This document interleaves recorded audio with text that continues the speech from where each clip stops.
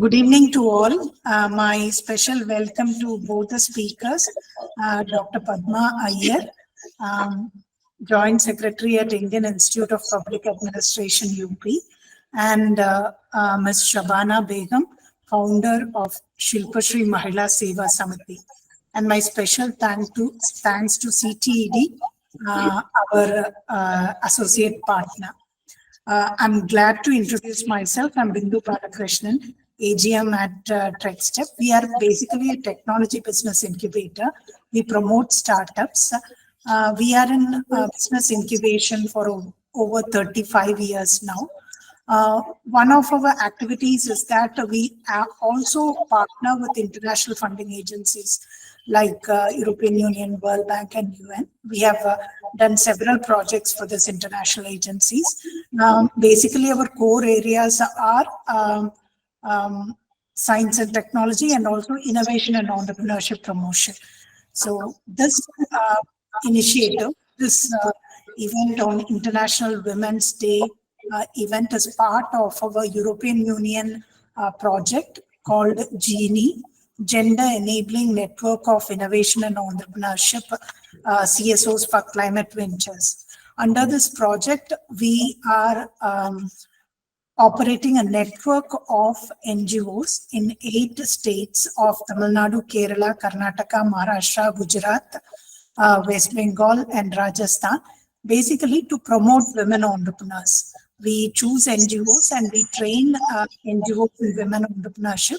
Along with that, we also train NGOs in project management, NGO management, women entrepreneurship, women rights, to promote successful women entrepreneurs. So we are really happy to have very eminent speakers for this event in UP for our network members. I again welcome the speakers, and also I record my thanks to CTED, Mr. Sanjay Singh. He's a great partner for us in implementing this project in UP. Thank you, sir. Thank you, ma'am. Would you like to add a few words, Sanjay Singh, sir? Before giving the floor. Yeah. Good evening.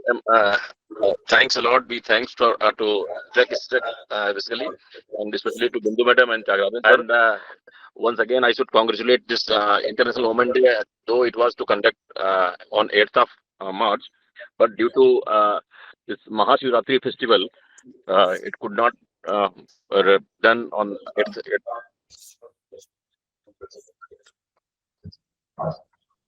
March.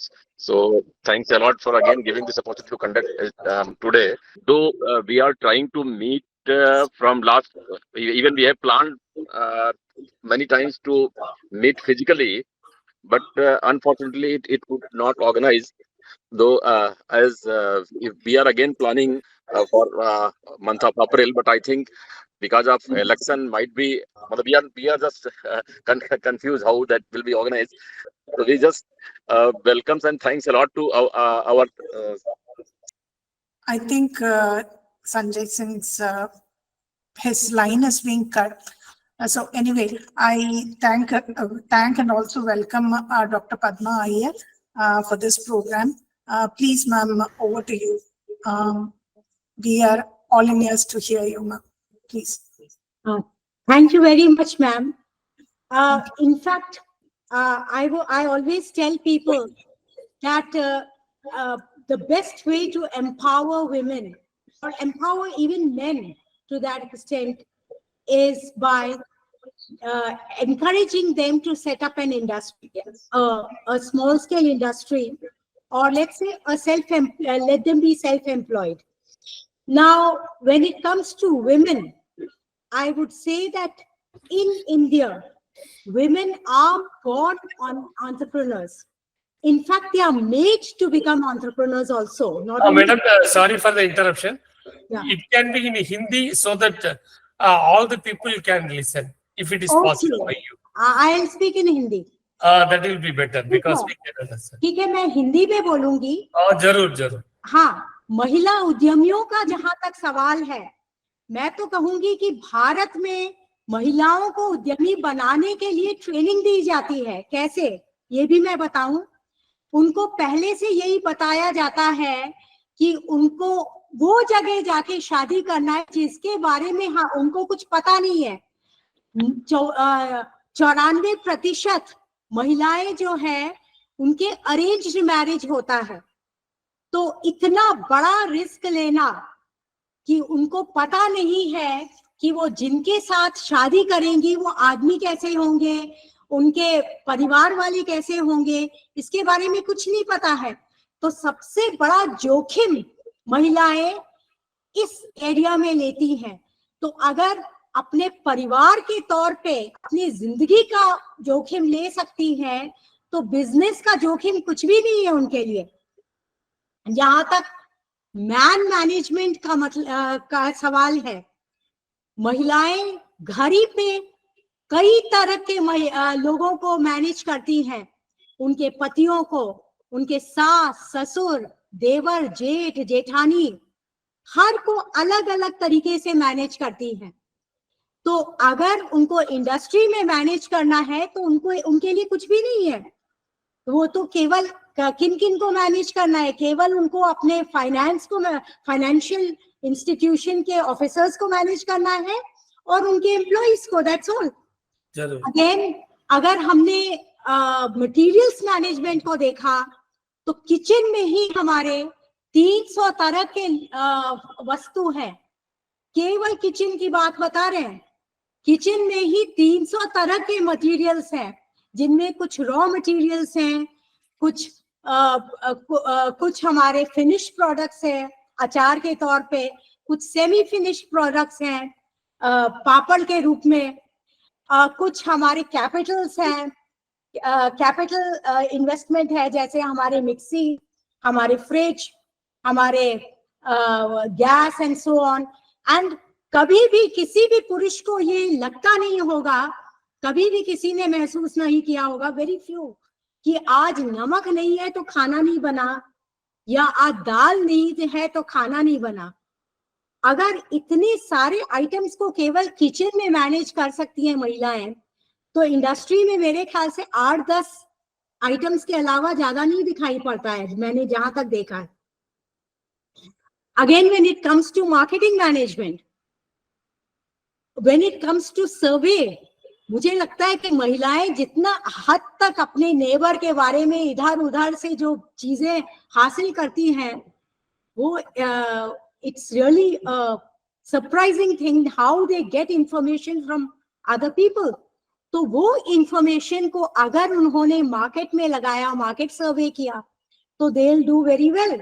Again अगर आपने sales को देखा तो sales, ज्यादातर sales women ही देखे जाते हैं ज्यादा then salesmen.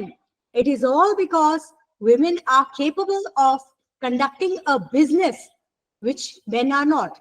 But men also can do, but with women have got the greater power. That's what I think.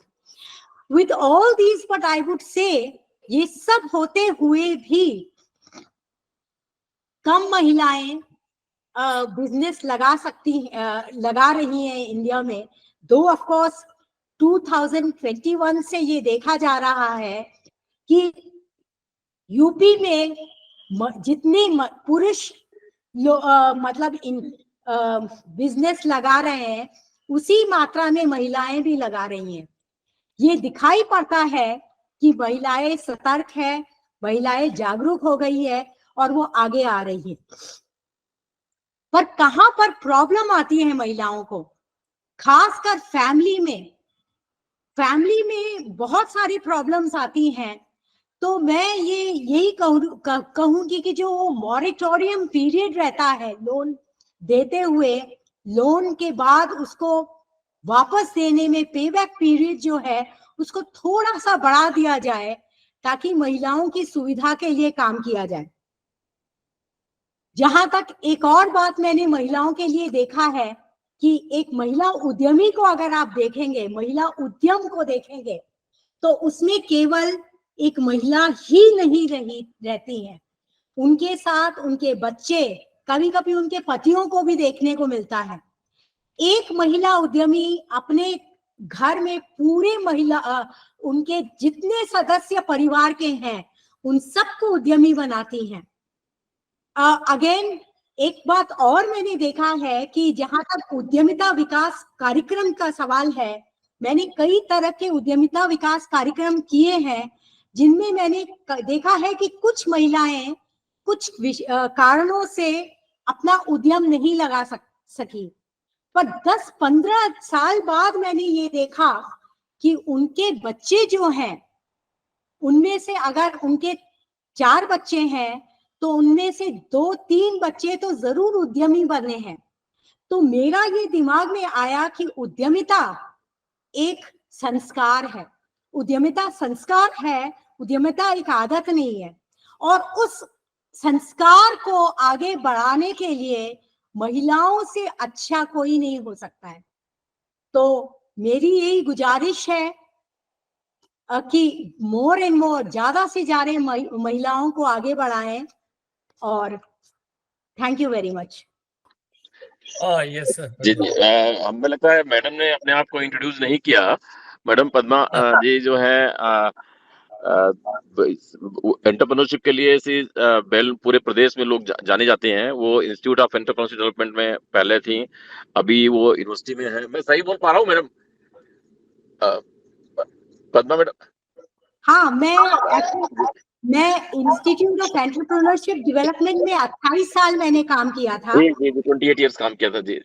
और उसी के दौरान मुझे एक अवार्ड भी मिला था, national award conferred bye institute entrepreneurship development institute of India, और ITBI के तरफ से स्पॉन्सरशिप था, best woman trainer motivator in the field of entrepreneurship. अच्छा, इसके अलावा मैं MIT यूनिवर्सिटी में 5 साल काम कर चुकी हूँ। Now I am secretary in Indian Institute of Public Administration. It's an honorary post. तो यहाँ पर भी मैं जहाँ तक हो सके डेवलपमेंट में काम कर रही हूँ।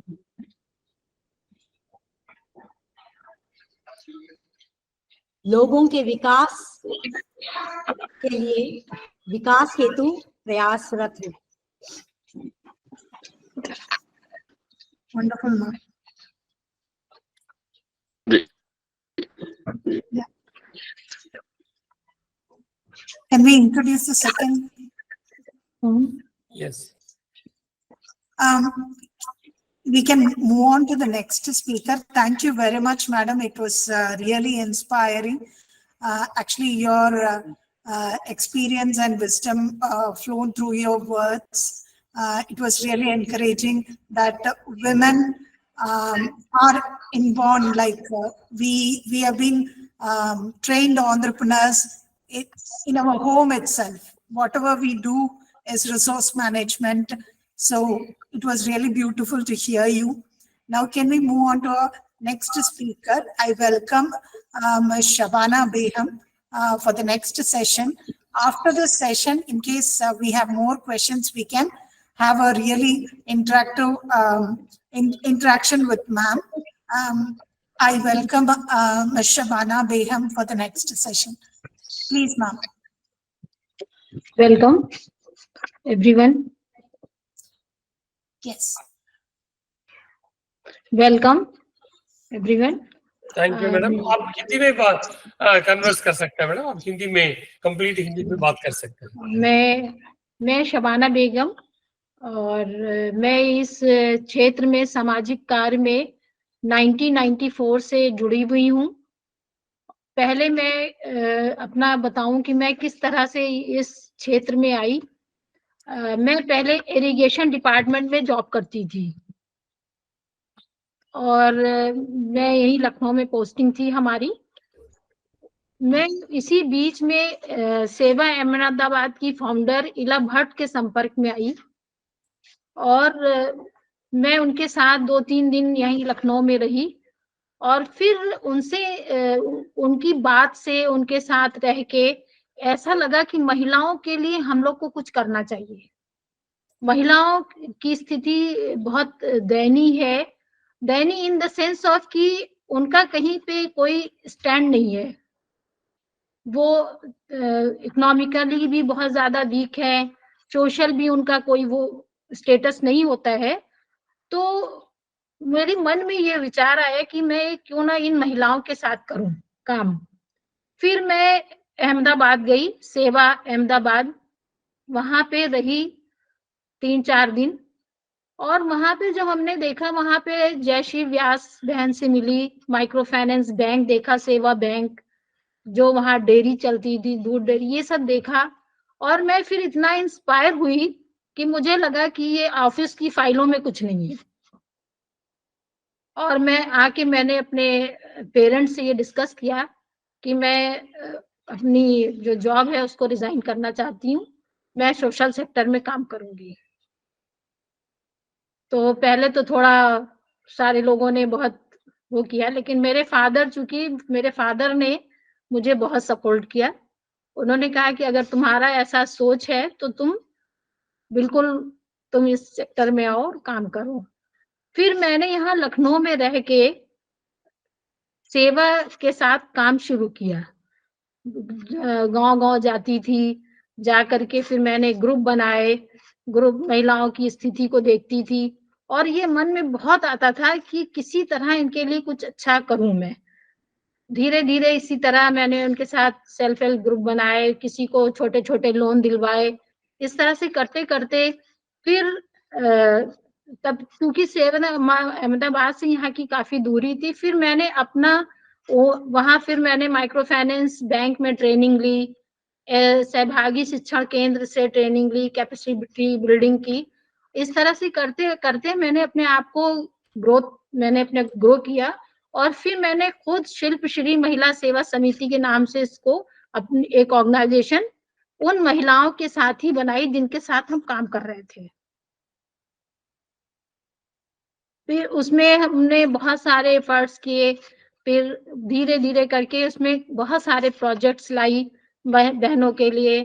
टहरी हाइड्रो डेवलपमेंट के साथ मैंने 21 प्रोजेक्ट किए, जिसमें कि हमने सिलाई कटाई का महिलाओं को प्रशिक्षण दिया, और महिलाएं जो हैं वो करने की बहुत ही इच्छुक रहती हैं, वो चाहती हैं कि उनके लिए कोई, लेकिन ऐसा होता है कि हम उन तक पहुंच नहीं पाते हैं।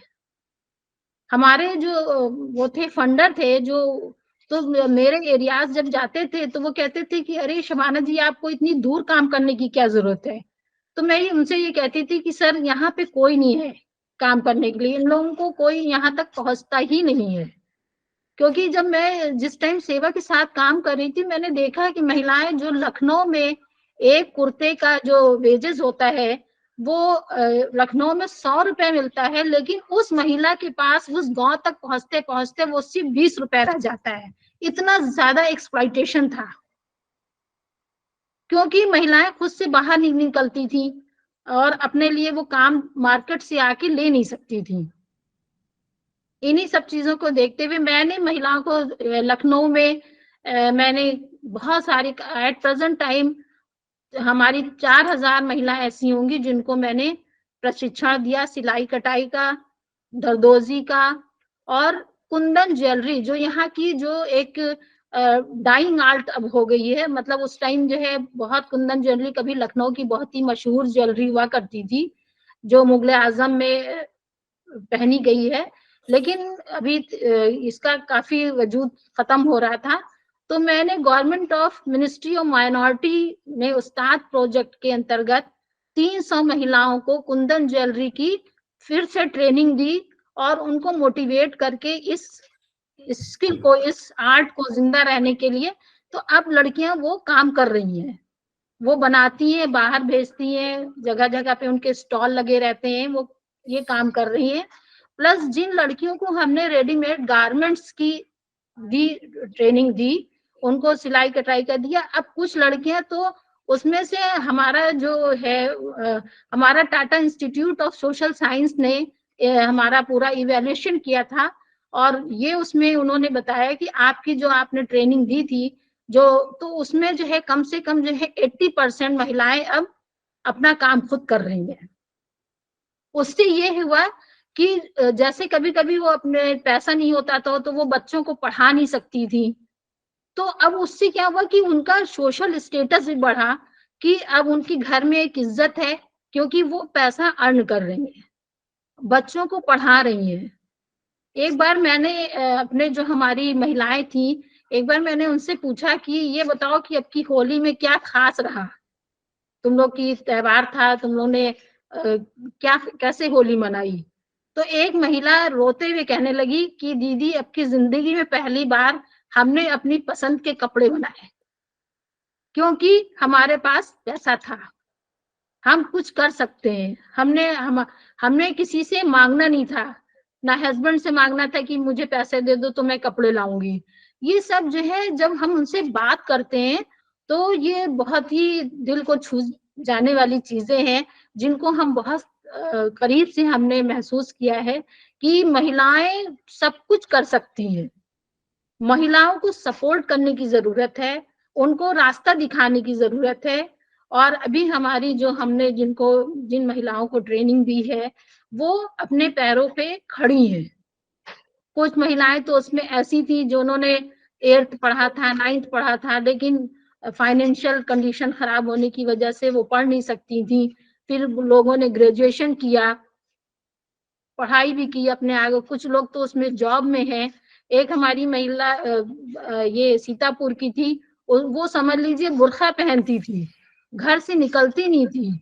उसको हम लोगों ने इतना मोटिवेट किया, उसको आगे ले गए। अब वो वहां पे नोएडा में एक फैक्ट्री रेडीमेड गारमेंट की, वहां पे काम कर रही है, अपनी पूरी फैमिली के साथ चली गई। तो इस तरह से महिलाओं के अंदर महिलाएं सक्षम हैं। हम लोग उनको सिर्फ एक रास्ता दिखाने की जरूरत होती है कि हम इनको आगे कैसे बढ़ाएं। इसी तरह से मैंने बहुत सारे गवर्नमेंट के प्रोजेक्ट के कोचिंग चलाई है, मिनिस्ट्री ऑफ माइनॉरिटी की, आईआईटी की, पीएमटी की, उस्ताद प्रोजेक्ट चलाया है, चाइल्ड लेबर स्कूल चलाए। तो ये सारी चीजें, इन सब ये हम इस तरह से काम करते हुए इन महिलाओं को आगे ले जाते हैं। और अभी हमारा ये है कि एक यूनिट डालने की बात हो रही है रेडीमेड गारमेंट्स की, जिसमें ये महिला ही पूरा देखेंगी और इसको चलाएंगी। समय समय पे हम उनके पास जाते हैं, उनसे पूछते हैं कि तुम्हें क्या प्रॉब्लम है। कभी किसी को लोन लेना होता है तो कोई मुश्किल आती है तो मैं जाती हूँ, उनको फिर बैंक तक लेके जाना, उनको लोन दिलाना। तो ये है कि सरकार की भी कुछ स्कीमें हैं जो उन लोगों के लिए बहुत अच्छी हैं, लेकिन ये है कि कभी कभी वो लोग सोचती कैसे जाए, हमको मिलेगा कि नहीं मिलेगा। तो इसमें हमारी संस्था उनको सपोर्ट करती है और हम उनके बिल्कुल शाना बशाना खड़े हैं, उनकी मदद करते हैं और उनको आगे बढ़ाने के लिए सोचते हैं कि ये आगे बढ़ जाएं और कुछ करने लगे, ताकि इनकी समाज में इनकी स्थिति अच्छी हो। और जब इनके पास पैसा होगा तो इनकी अपने आप ही इनकी समाज में, इनके घर में, सब में इनकी स्थिति चेंज हो रही है। हम लोग के देखा है हमने, काफी कुछ अब बदलाव आया है। इसी के साथ मैं अपनी बात को खत्म कर रही हूँ। Thank you. Sir, can I intervene, sir? Yes. Sir, हमारे साथ ग्रुप में अफसाना मैडम जुड़ी हुई हैं नारी कल्याण समिति से। Okay. उनको भी कई सारे अवार्ड मिले हुए हैं और उन्होंने स्पेशली बहुत स्ट्रगल किया है, काफी लंबा पीरियड रहा है। मैं अगर अफसाना जी, अगर आप सुन पा रही हो तो मैं आपसे भी रिक्वेस्ट करूंगा, थोड़ा सा एक्सपीरियंस शेयर कर सकते हैं अफसाना मैडम?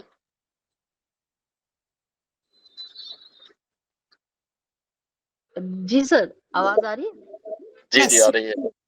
जी, आपका सर, अफसाना मैडम भी बहुत रिनाउंड है, कई सारे अवार्ड मिले हुए हैं और इन्होंने बहुत अच्छे काम किए हैं और बहुत लंबा एक्सपीरियंस है, काफी स्ट्रगल भी है, लर्निंग भी है।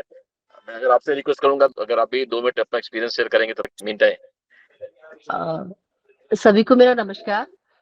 मेरा नाम अफसाना खान है। मेरी संस्था का नाम नारी कल्याण शिक्षण एवं संस्थान है। मैं 2002 से इस एनजीओ सेक्टर में जुड़ी हुई हूँ और हमारे पास जो काम का, जैसे कि महिला होने के नाते मैं एक बात कहना चाहूंगी कि जैसा कि शबाना जी ने बताया, पद्मा जी ने बताया कि एक महिला कितनी सशक्त है। सुन के अच्छा लगा कि हमारे बारे में भी कुछ सोचा जा रहा है। और जैसा कि मैं सोचती हूँ, मेरे जैसा बहुत सारे लोग सोच रहे हैं। मैं जब 2002 में जुड़ी थी, तो उस टाइम मुझे किसी ऐसी कोई जरूरत नहीं थी। फाइनेंशियली बहुत स्ट्रांग थी और लोगों की हेल्प करना चाहती थी। मेरे हस्बैंड ने मेरी एनजीओ बना दी और कहा आप इसमें समाज के साथ कुछ करना चाहती। मेरा शौक था बचपन से करने का, लोगों के साथ में हेल्प। उन्होंने ये देखते हुए मेरी एक एनजीओ बना दी। और मैं ये एक स्टोरी आपको बताना चाहती हूँ जो मेरी पर्सनल है। तो उसके बाद मैं लोगों की थोड़ी थोड़ी हेल्प करने लगी, जैसे कि सेल्फ हेल्प ग्रुप बनाने का काम मैंने सोचा शुरू करने को। तो मैंने नाबार्ड से, मेरे हस्बैंड ने मुझे जोड़ा कि नाबार्ड में महिलाओं को सेल्फ हेल्प ग्रुप बना के उनकी हेल्प की जा सकती है। जब मैं नाबार्ड में गई तो उन्होंने कहा आपके पास कोई एक्सपीरियंस नहीं है, तो फिर हम आपको कैसे काम दें, आप जाइए पहले एक्सपीरियंस गेन करके आइए। तो फिर मैं गई।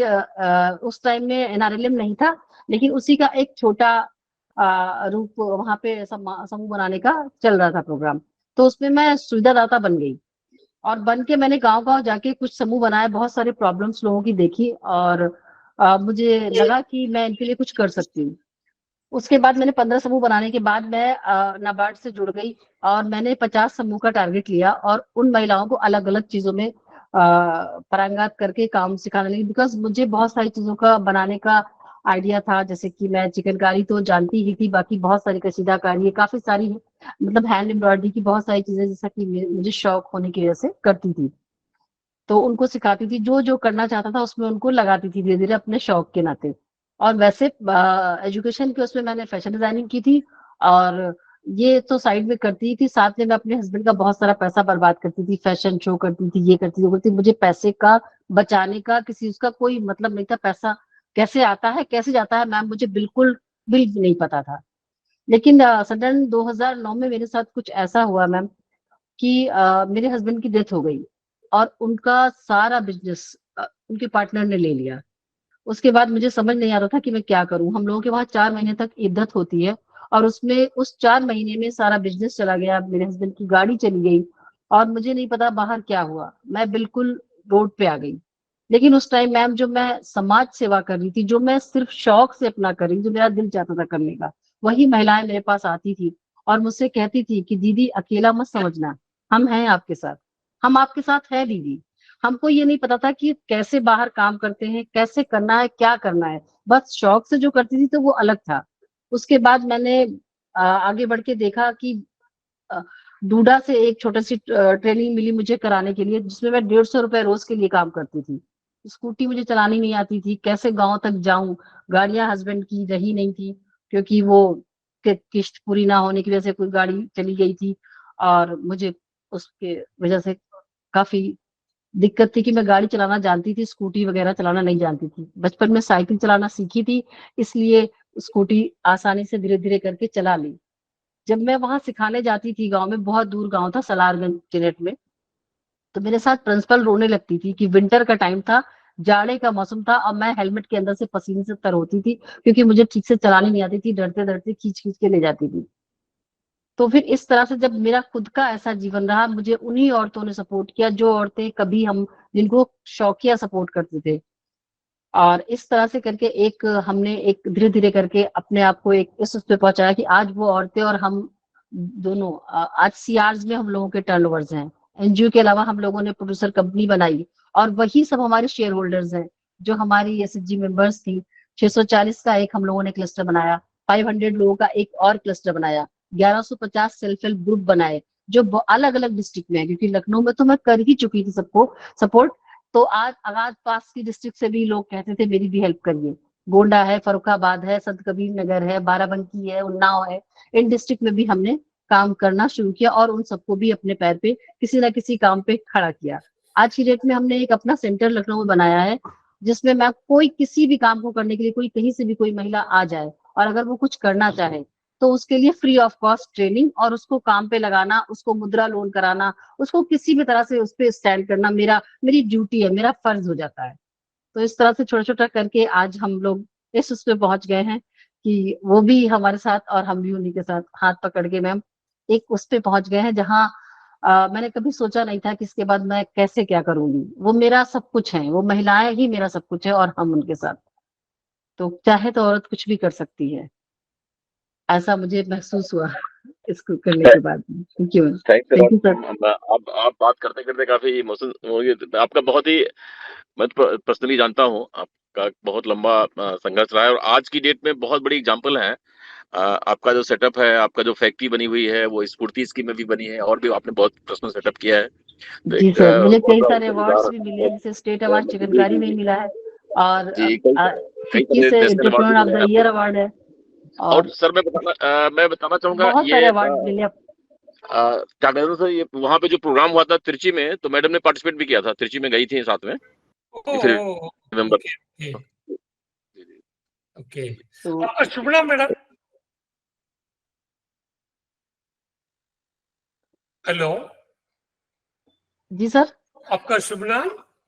जी, मेरा नाम अफसाना खान है। अफसाना खान, राइट, ओके, मैं तो भूल गया जी होगा। सर। Super madam. मैंने कहा महिलाओं की उसके लिए बात हो रही है तो क्यों ना किसी महिला को कैसे, किसी और का क्यों अपना ही एक एग्जाम्पल दूं। बहुत राइट, सी महिलाओं ने बहुत कुछ करके आगे बढ़ी है, तो उसमें एक महिला मैं खुद भी हूँ, मुझे लगता है। जरूर madam. Thank you sir. And any participants, आपका कुछ क्वेश्चन है, जवाब है? कुछ क्वेश्चन होगा तो आप बात पूछ सकते हैं। एनी क्वेश्चंस होगा तो आप। It was really inspiring to hear all of you. If there are any questions from the participants, it will be really nice. कुछ सवाल होगा तो आप कोई सवाल है किसी के पार्टिसिपेंट के तरफ से? From all of you, hearing all of you, I understand that the will to become an entrepreneur is very important. The will to succeed is very important. Saying that, what do you feel are the most one single challenge, all of you, one or two challenges the women have to face today, or should be prepared to become an entrepreneur today, from your experience here? May I? Yes, ma'am, please. The most important challenge a woman faces is professional disrespect. ये पता नहीं है कि आप लोग भी इस चीज को महसूस करते हैं कि नहीं, कि जब कोई महिला उद्यमी आगे बढ़ती है तो उनके अगेंस्ट बहुत सारे और भी लोग ये कहने लगते हैं कि ये पता नहीं कैसे आगे बढ़ी, क्या इसके सोर्सेस होंगे, क्या करती होंगी, वो प्रोफेशनली उनको नीचा दिखाने की कोशिश करते हैं लोग। तो उस चैलेंज को अब बाकी सब challenges, problems of money, material, सब कुछ एक तरह से खत्म, मतलब प्रॉब्लम्स खत्म हो सकते हैं, पर ये प्रोफेशनल डिसरिस्पेक्ट को खत्म करते करते कई महिलाएं अपने उद्यम को भी खत्म कर लेती हैं। तो इसके लिए उनको काफी हैंड होल्डिंग और काफी हद तक उनको मतलब आगे बढ़ाने की जरूरत है, उनको एनकरेजमेंट मिलने की जरूरत है। जरूर मैडम। मैम, इसमें भी मैंने थोड़ा सा काफी देखा है और काफी महसूस किया है इस तरह का वो, और काफी औरतों के साथ और खुद के साथ भी देखा है। जब मैं जाती थी संजी के सेल्फ हेल्प ग्रुप बनाने के लिए मलियाबाद साइड में, वहां पे मुस्लिम फैमिलीज होती थी, वो बुर्का ओढ़ती थी, पर्दे में रहती थी, और उनके हस्बैंड मुझे कहते थे कि ये तो खुद तो घूमती है ऐसे ही मुंह उठा के इधर उधर, और तुम लोग को भी बर्बाद कर देगी। भले उनके घर में खाना ना हो, दिन भर के भूखे हो, लेकिन औरतों को काम नहीं करने देते थे, कहते थे ये बेइज्जती की बात है। एक तो ये, और दूसरी चीज ये मैम कि मैं अकेली जब सब जगह काम करने जाती थी, मजबूरी मेरी थी, वो कोई नहीं समझता था, लेकिन ये जरूर सोचते थे कि ये महिला अकेली चली आ रही है, पता नहीं कैसी होगी, क्या होगा, क्या है। किसी की मन में एकदम एक फीलिंग ये नहीं होती थी कि ये किस जरूरत से यहाँ पे आई है और किस तरह से यहाँ तक आई है। But really inspiring speech, both of you, ma'am, and also Padma Iyer ma'am, it was really nice to hear all of you. Thank you very much for your time. And we will have continued meeting at UP for the NGOs and also for the women entrepreneurs under our European Union Genie project. We'll meet soon. And thank you very much for CTD and also the panelists. Thank you.